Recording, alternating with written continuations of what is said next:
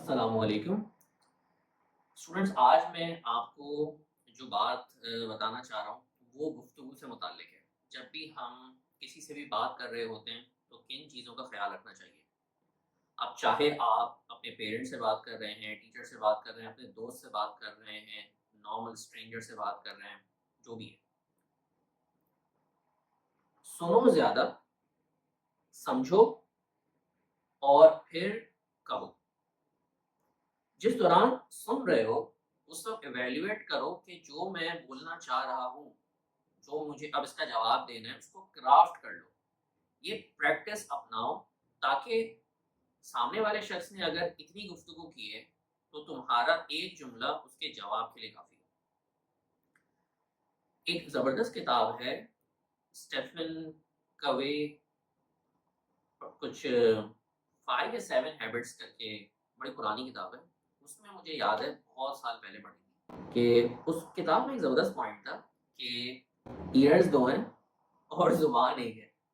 تو ایئرز اس وجہ سے ہیں کہ بھائی زیادہ سنو اور بولو کم۔ تو گفتگو میں یہ پوائنٹ بڑا فائدہ دیتا ہے کہ آپ والے سامنے کو پہلے سنتے ہو، اور کتاب میں ایک پوائنٹ تھا seek to understand something like, اس طرح کا کوئی جملہ تھا، اس سے مجھے مفہوم یاد آ رہا ہے کہ آپ سنو، سمجھو، پھر رسپونڈ کرو۔ ایک بات، دوسری بات، سامنے والا جب بات کر رہا ہوں اسی کا ایک ایکسٹینشن ہے، انٹرپٹ نہیں کرو، لیٹ اٹ بی، اس کو پورا ہونے دو اس بات کو، یہ بھی اسی کا ایک ایکسٹینشن ہے۔ پھر جب آپ بات کرو تو اپنے الفاظ کو سمپل رکھو، جتنا سمپل ہوگا، جتنا پریسائز ہوگا اور ٹو دا پوائنٹ ہوگا، تو امید ہے وہ سامنے والے کو سمجھ میں آ جائے گا۔ ٹھیک ہے بھائی؟ اور پوائنٹ، جب آپ گفتگو کر رہے ہو تو اپنے جیسچرز اور اپنے ایموشنز کے ساتھ بات کرو، وہ آپ کی بات کو کمپلیمنٹ کرتے ہیں، آپ کی بات کو پاور دیتے ہیں۔ کوئی بھی آپ بات کر رہے ہو، چاہے اپنی مدر سے آپ کوئی گفتگو کر رہے ہو، اپنے دوست سے کر رہے ہو، بات تو اپنی جگہ ہے، وہ اپنی جگہ پاورفل ہے، جو بھی ریزننگ ہے یا جو بھی آپ بات کر رہے ہو، لیکن اس کے ساتھ جیسچرز اور ایموشن وہ بڑی بات میں جان لے آتے ہیں۔ ایک اور پوائنٹ یہ ہے، جب بھی آپ اسپیشلی ٹیچرز اور ٹیچر سے بھی بڑھ کے اگر آپ مینٹورز سے گفتگو کر رہے ہو، وہاں میں تو کہوں گا 0.1% آپ نے بولنا ہے اور آل دا ٹائم سننا ہے، سمجھنا ہے۔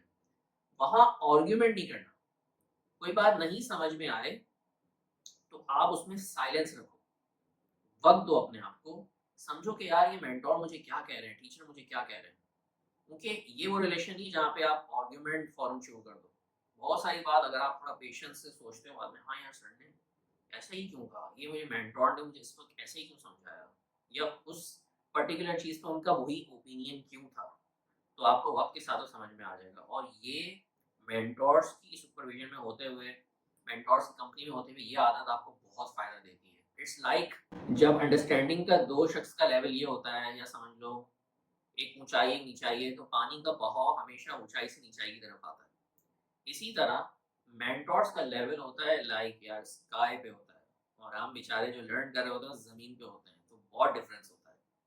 تو ہمیں خاموش رہنا چاہیے جب مینٹور یا ٹیچرس کے پاس ہوں۔ تو یہ جو علم ہے نا، یوں آتا ہے جب آپ خاموشی اختیار کرتے ہو، اس میں رسپیکٹ ہوتی ہے، ادب ہوتا ہے، سیک ٹو انڈرسٹینڈ والی ایک فیلنگ ہوتی ہے۔